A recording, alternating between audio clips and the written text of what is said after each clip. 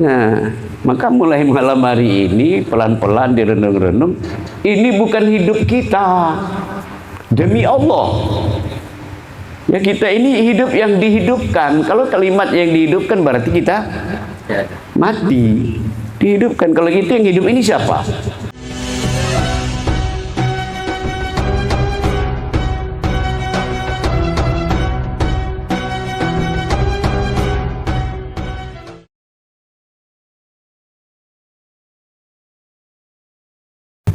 Malam hari ini, ya karena kita ini berjauhan, ya kita langsung saja membuka diskusi kita. Ya, diskusi kita malam hari ini boleh dikatakan melanjutkan daripada kajian kita. Ya, begitu Pak Akhir ya, langsung kita ngaji, nanti doanya sekalian.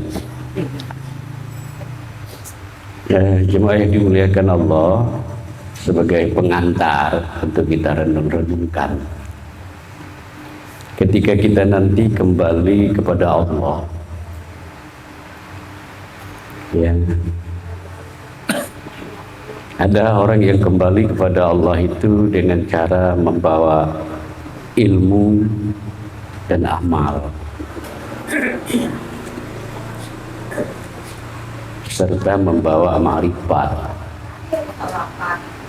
Kata Allah, kalau hambaku berjumpa dengan aku nanti dengan membawa ilmu, maka ilmunya ku minta pertanggungjawabannya.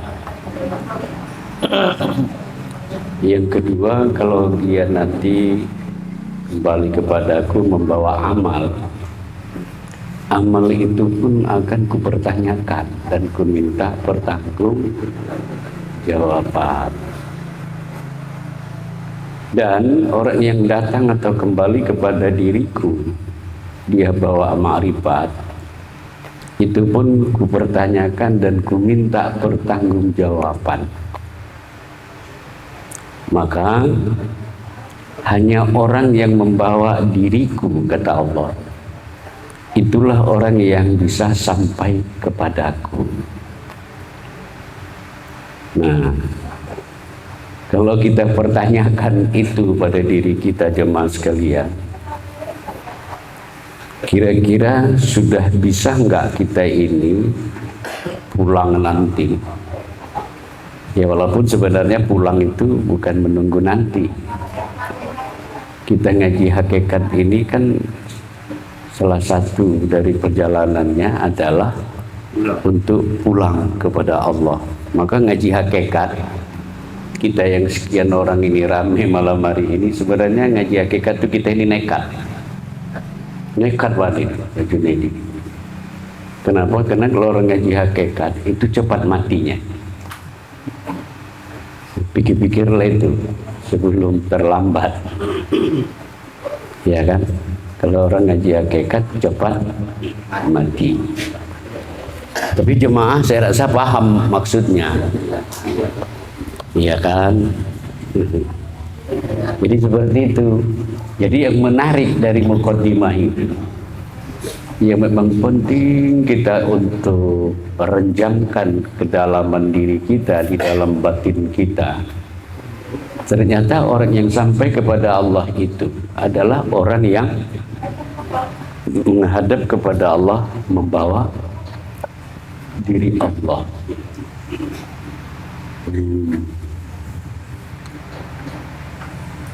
Kira-kira kita ini aman nggak itu nanti ya, Baju ini aman nggak kita? Aman. Wano, Aman. Wano kalau pulang nanti bawa apa?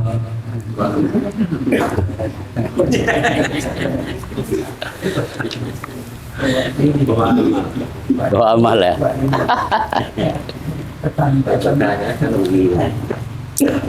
Kalau bawa amal Wano nggak nyampe. Ini yang kita bawa itu adalah membawa diri Allah.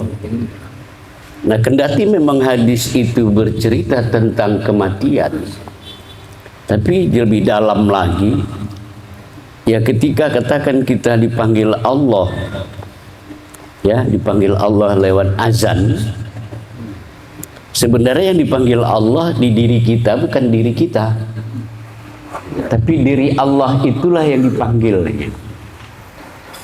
untuk bersolat itu. Ya, jadi jangan kita ini pertentangan. Udah ajan yuk kita sholat gitu. Bukan diri yang ini yang dipanggil itu. Ya. Karena hakikat daripada sholat itu adalah mi'raj. Mi'raj itu bertemu Allah. Jadi kalau bukan diri Allah yang kita bawa dalam kehidupan kita di dunia yang sementara ini, ya, apalagi sama sekali dia tidak tahu diri mana yang nanti yang dia bawa dalam kehidupan ini, toh malah kesadarannya adalah diri dia yang dia bawa, diri egonya, diri keakuannya yang dia bawa. Maka sesungguhnya orang yang demikian itu pun hidup dalam kemusyrikan. Bayangkanlah itu. Jadi jangan kalau kita sok-sokan ya kan, ada agama lain buat acara ibadah, orang musyrik. Padahal orang musyrik itu bukan mereka. Nah, jadi bawalah diri Allah itu. Ya, diri Allah yang mau dibawa itu menurut saya majelis kita udah tahu gitu. Bawalah itu kemana-mana. Ya, dalam bentuk apa dia, ilmu kita sudah tahu. Ya, pengamalannya dalam bentuk kesadaran. Ya, kita kan tadi di mukadimah juga saya bilang ngaji hakikat ini cepat mati. Ya, maknanya apa? Mutu qoblaan mutu. Matikan diri kau sebelum kau mati. Nah, itulah dia lewat kajian itu. Kalau dalam kitab Kanzul Ma'rifah itu yang dikarang Asad Al-Banjari, kita ini lemah, tak berkehendak, mati, bodoh, mati, peka, buta, bisu. Kalau bahasa Arabnya la qadirun wala muridun wala alimun wala hayyun wala sami'un wala basyirun wala mutakallimun bihaqqin illallah. Kita ini lemah, selemah-lemahnya. Ya. Tak berkehendak. Tak ada kehendak kita, enggak ada. Kita tak punya kehendak. Kita bodoh, mati, peka, buta, bisu. Nah, kita ini sudah enggak ada. Dari dulu, sekarang dan akan datang, jemaah dimuliakan Allah, kita nggak pernah ada. Ya, ingat itu. Cuma saya yakin kesadaran kita selamanya ini, kitalah yang punya kudrat itu, irodat, ilmu, hayat, sama, kita merasakan itu. Nah, artinya apa? Ya, beruntunglah kita di Indonesia tidak ada KPK yang menindaklanjuti penyalahan kesalahan i'tiqad. Cuma maunya dihukum gitu ya kan. Tapi kan susah juga pembuktiannya. Ya, jadi kita ini Pak memang harus menduduki, tanamkan di dalam hati kita ini tak berwujud, tak bersifat. Ya, dan itu keberadaannya mutlak, tidak ada tawaran. Sedikit aja kita merasa diri kita ada 0,1%. Ya, 0,1% saja. Sudah kita dalam kemusyrikan. Kita sholat misalnya, kita yang merasa kita sholat, ya syirik itu. Kalau model ibadah itu yang nanti kita bawa pulang, betul lah kata hadis qudsi tadi, diminta Allah pertanggungjawaban. Nah, jadi sadarilah jemaah dimuliakan oleh Allah, kalau kita ini sudah tiada. Ya. Maka itu nafi namanya dalam istilah tauhid. Maka isbatkan. Isbatkan itu, kalau kita lemah, lantas yang ada sekarang di diri kita ini siapa? Itu dia. Ya, dan saya ingin mengatakan tidak boleh ada la raibati. Tidak boleh ada keraguan. Ya, tidak boleh ada sunni, waham, syak. Apa betul kita nggak ada gitu misalnya. Ya, faktanya memang begitu. Salah satu dalam Al-Quran dikatakan Allah, Allahu yakhruju min butuni ummahatikum la ta'lamuna. ketika kamu keluar dari perut ibumu, kau itu tak punya ilmu. Bodoh gitu. Cuma kita nggak rajin mencari dalil-dalil Al-Quran itu seperti itu, mengatakan apa lah, wallahu akhrajakum min butuni ummahatikum la ta'lamun. Kamu dikeluarkan dari perut kamu tidak punya sifat alim, kamu bodoh gitu. Nah, jadi kita nggak ada yang nyata di diri kita ini, si kudrat di kaki, irodat di hati, ilmu di kepala, hayat turun naiknya napas, samak di kuping, basar di mata, kalam di mulut. Nah, inilah nyatanya Allah pada diri. Makanya itu kita ini mendapat predikat insan. Nah, insan itu ini dia. Nah, maka oleh karena itu jangan lagi kita mencari Tuhan di luar diri. Nah, man talabal wali bi khairin nafsi faqad dhalla dhalalan ba'ida. Barang siapa mencari Allah di luar dirinya, maka dia adalah orang yang tersesat. Ya. Jadi kalau begitu, dengan menyadari diri kita ini intinya adalah sifat Allah, ya, diri kita ini sifat Allah. Karena ceritanya begini, sebelum Allah menampakkan dirinya kepada kita melalui sifat, Allah itu dalam bentuk zat dia. Nah, coba pahami kalimat ini. Sebelum dia menampakkan dirinya kepada kita, ya kita bicara diri kita, sebelum dia nampakkan, Allah dalam bentuk zat. Nah, tetapi karena dia ingin melihat dirinya di luar dirinya, dia nampakkanlah sifat itu ke kita, kudrat, irodat. Dan itu tadi, alhamdulillah para ulama arif billah yang sudah kenal kepada Allah itu, mereka selusuri sampai-sampai mereka tahu tempat sifat itu di diri. Kan kita bersyukur itu. Kalau dari kemarin ku kasih PR mencari tempatnya itu, ku rasa tak ngaji lagi kita. Di kemana pula nyari itu. Ya kan? Ini sudah nampak kudrat di kaki, irodat di hati, ilmu di kepala, hayat hidup di hidung, turun naik napas. Ilmu di kepala, hayat di hidung, samak di kuping, basar, kalam di mulut. Nah, sempurnalah kita ini mazhar Allah kalau dalam istilah tauhid. Mazhar Allah. Apa arti mazhar Allah itu? Ya, mazhar itu kenyataan Allah. Nah, maka sekali lagi, ya kita memang sudah ketemu kepada Allah.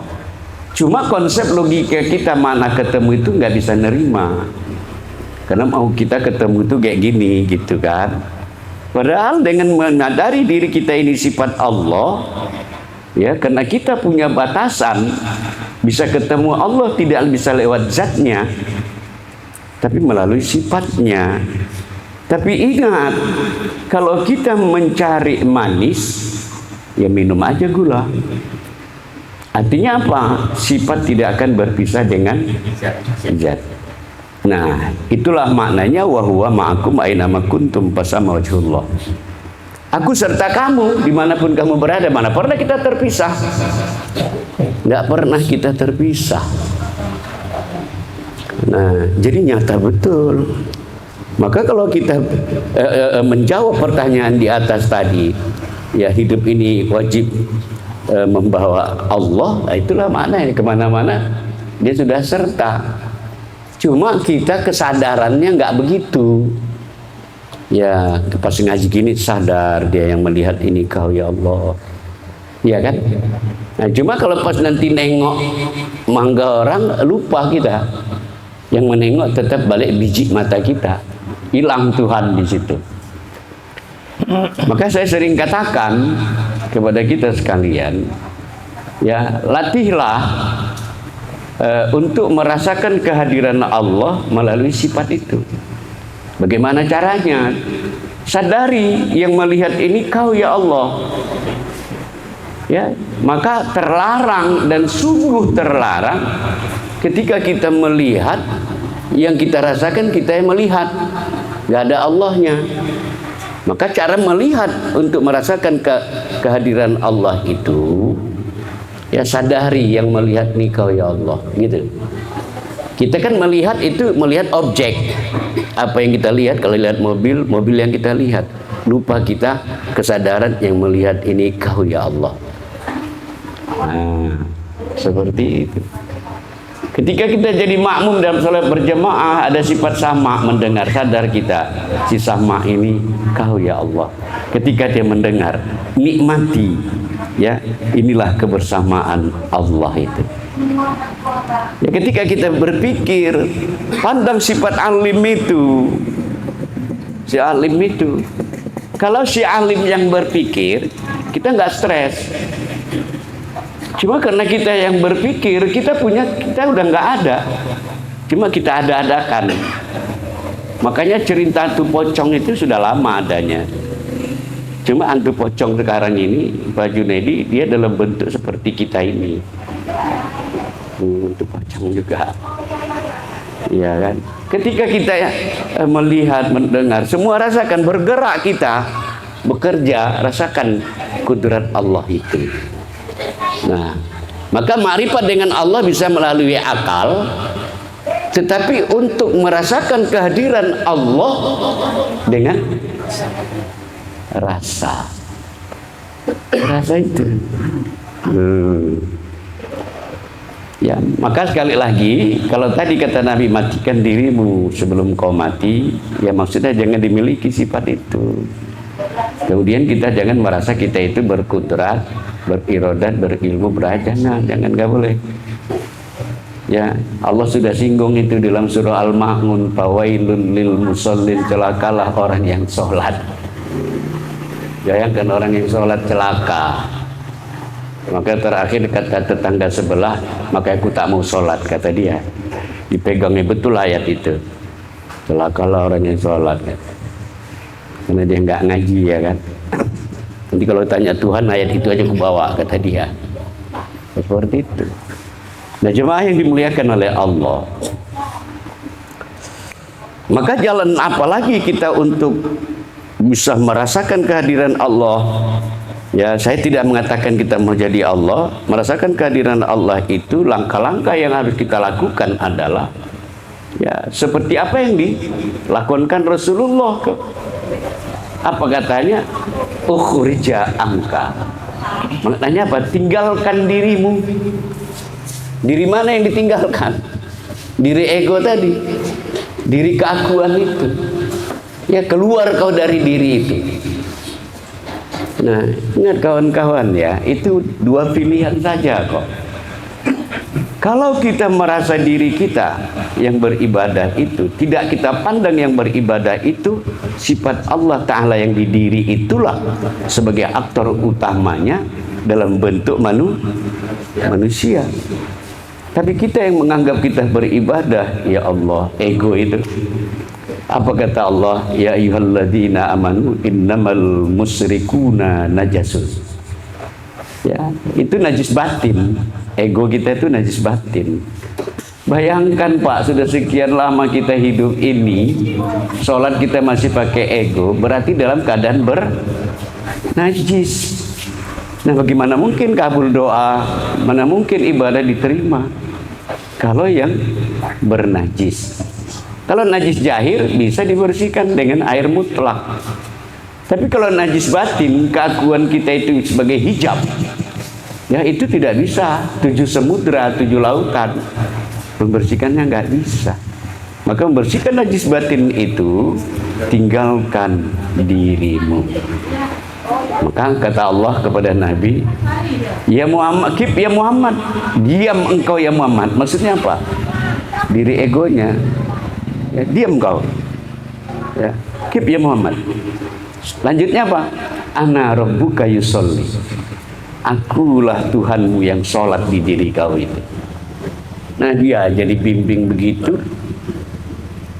Apalagi kayak kita kan.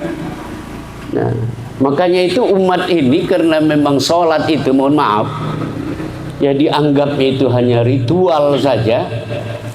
Iya kan, tidak mengikut nilai-nilai spiritual. itu kadang kita bingung, terpaksalah selop awak lain sebelah ke masjid.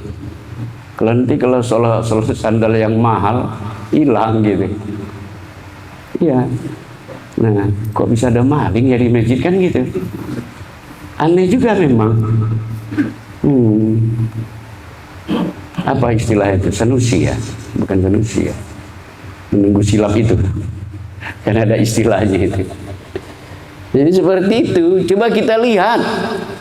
Sudahkah sampai peringkat ibadah sholat itu secara khusus as-sholatu tanda anil fahsya'i wal munkar, mampu mencegah perbuatan keji dan mungkar? Enggak juga. Aku tengok di masjid pun orang itu menceritai orang, padahal baru assalamualaikum, assalamualaikum, yang diucapkannya salam, doakan orang, tapi bisa aku gondok kali nak ngajar baru di ya, aku rasa uang kurban kemarin itu dibabatnya itu. Aku udah dapat bocoran, dia 1 ekor dapat fee 1 juta. Iya 14 ekor berarti 14 juta dong. Nah, itulah cerita orang itu. Kalau riwayatnya sahih, ya kan, betul ceritanya, nggak berdosa kita. Ya kan, kalau tidak habis amal kita pindah ke dia. Jadi seperti itu. Nah, jemaah dimuliakan oleh Allah. Untuk melihat perbedaan itu, saya sering saya ulang-ulang bahwa saat tidur itulah diri kita. Ya, an-naumu ashabul maut. Tidur itu saudaranya mati. Ya, mati kita nggak ada. Nah, maka nyatalah Allah begitu kita bangun sampai kita tidur lagi, yang hidup itu siapa? Nah, maka mulai malam hari ini pelan-pelan direnung-renung, ini bukan hidup kita, demi Allah. Ya, kita ini hidup yang dihidupkan. Kalau kalimat yang dihidupkan berarti kita mati. Dihidupkan. Kalau itu yang hidup ini siapa? Memang inilah kadang-kadang kalau udah gitu takut kita jawabnya. Ya kan, padahal kalaupun diajak nanti salah akunya. Kalau bapak dari mana dapat kau ilmu itu ya? Ya kan, dari Pak Sapar juga. Nah, panggil dia kan gitu. Jadi hidup ini hidup siapa? Tak semangat bilangnya. Ya kan? Nah itu lagi makan kambing gitu anu. Ya, ini tidak lain, inilah hayatullah itu. Kalau ini ayatullah yang mengurus hidup ini siapa? Coba. Yang membuat kita depresi, stres. Ya karena kita merasa hidup ini hidup kita. Kalau ini hidup Allah, kalau ini hidup kita, mau kita mati. Coba pakai logika kita, pasti nggak mau. Tapi karena ini hidupnya Allah dan Allah tidak pernah kok. Ya permisi dulu Pak Junedi, hari sekian, tanggal sekian, jam sekian. Nggak mau dia ngasih tahu itu. Karena itulah innalillah wa inna ilaihi. Yang datang nih dia, yang pulang ada kita di situ. Cobalah lihat ayatnya saja langsung, innalillahi wa inna ilaihi rajiun. Kan nggak ada nama kita di ayat itu. Itu artinya apa? Menepis kalau kau merasa diri kau ada, yang datang tuh aku, yang pulang aku. Iya kan? Cuma kenapa kita menangis ada yang meninggal? Bukan menangis mayatnya. Yang kita tangis itu kenangannya. Apalagi masalah utang tak dibayarnya. Terkenang kali ya Pak, ya kan? Seperti itu. Makanya kalau hidup ini jangan berutang gitu. Iya kan? Nah, jadi pahamilah itu, sadari gitu. Nah, inilah Pak ini Qorib itu. Allah itu sangat-sangat dekat dengan kita. Iya. Nah, makanya saya katakan kalau kita pulang kepada Allah, pulang ke tempat yang jauh atau yang dekat? Dekat, karena Allah itu dekat. Kalau udah tahu kita begini jalan pulang Pak, begitu kita pulang nanti betulan, iya kan? Itulah langsung sampai kepada Allah. Karena sudah tahu alamat pulang. Kalau nggak tahu alamat, ya gawano lah. untung masih ada piring kecil, ya kan? Kalau tidak tulang aja lah ya kan. Kalau tulang itu makanan jin. Tahu aku syukur alhamdulillah, ya kan? Nah, ya Pak Akhyar terpaksa dia bikin tadi kirim apa, Pak Rais? Apa Google Maps ya? Apa istilahnya? Nah, supaya tahu. Nah ini contoh di dunia, kalau kita tidak tahu alamat, sesat. Ya sesat. Itu maka diingatkan Allah di Al-Quran surah Al-Isra 72 itu, mangkana haji a'ma fahuwal akhiratu a'ma wa dhallu sadila. Barang siapa di dunia ini tak mengenal aku, tak pernah dia ketemu dengan aku. Iya kan? Kita udah ketemu nggak? Ya. Hah? Ya. Aku mau kok gitu, aku tanya, aku udah ketemu, udah gitu. Iya kan? Ini lambat kayak berpikir gitu, antara iya enggak gitu. Udah ketemu kita. Ya, barang siapa di dunia tak bertemu dengan aku, maka di akhirat pun dia tak akan bertemu dengan aku. Iya kan? Bahkan apa kata Allah?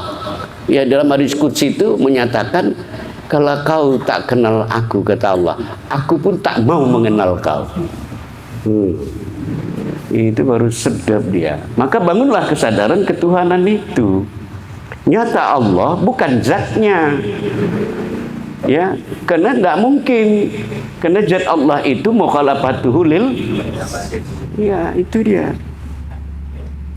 Berbeda dengan segala yang baharu. Yang bisa mirip-mirip itu makhluk.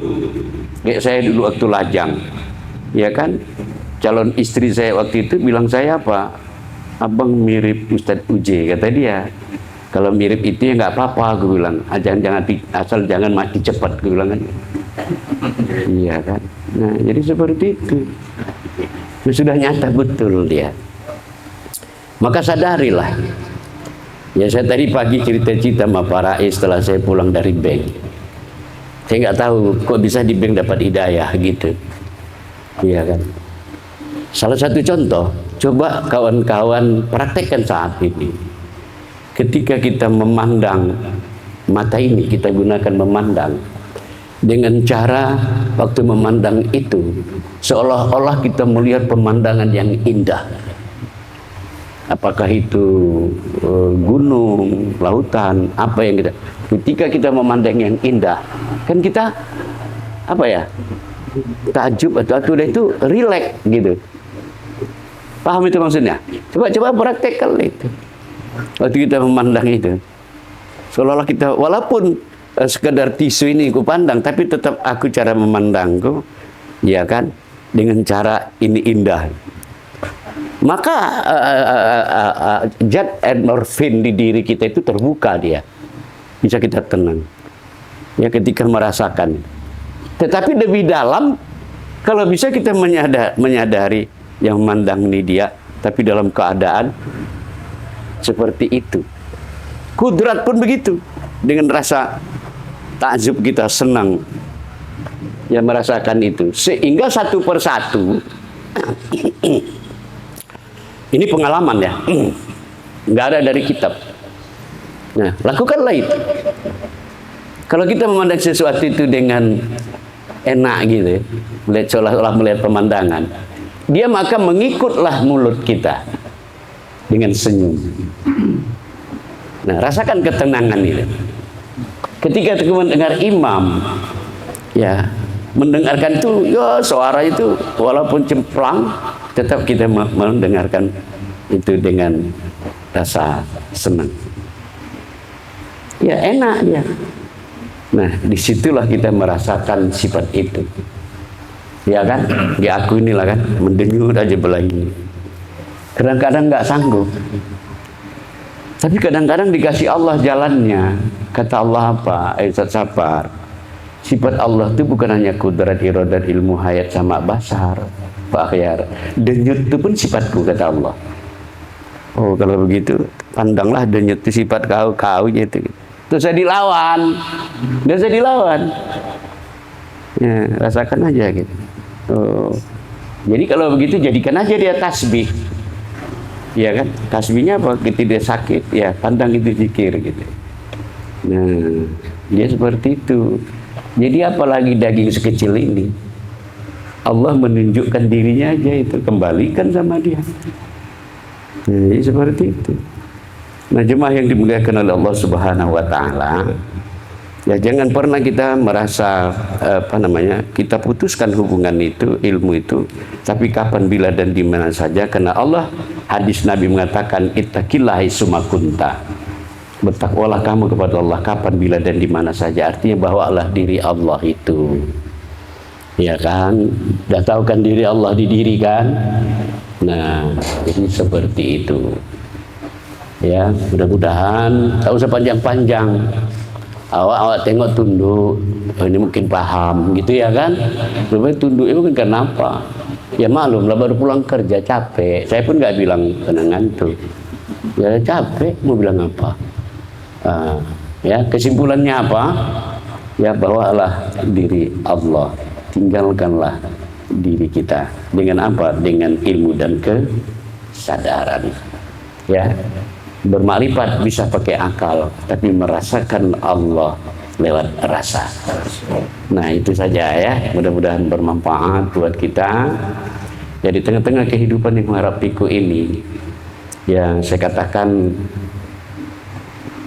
sangat-sangat banyak sekali pengaruhnya. Ya kita untuk salat khusyuk, saya pikir bukan persoalan mudah. Ya, apalagi gangguan-gangguan sekarang ini cukup banyak. Para psikolog saja pun sekarang sudah banyak yang stres. Ya apalagi kita yang nggak psikolog. Psikolog aja. Bayangkan Pak, ikan di akuarium dia bisa konsentrasi 9 detik, 9 menit ikan di akuarium. Manusia tingkat konsentrasinya hari ini, riset terakhir hanya mampu dia konsen 8 menit. Berarti lebih bisa khusyuan ikan ketimbang manusia. Akibat apa itu? Ya salah satunya adalah ya media ya. Media. Kita kalau main TikTok nggak enak, cuk tangan tuh cepat kali tergusir ya gantinya. Nah, itu mempengaruhi mindset. Nah, maka oleh karena itu lewat kajian ini hanya Allah lah dalam keadaan kondisi suka dan duka yang selalu beserta kita. Ya.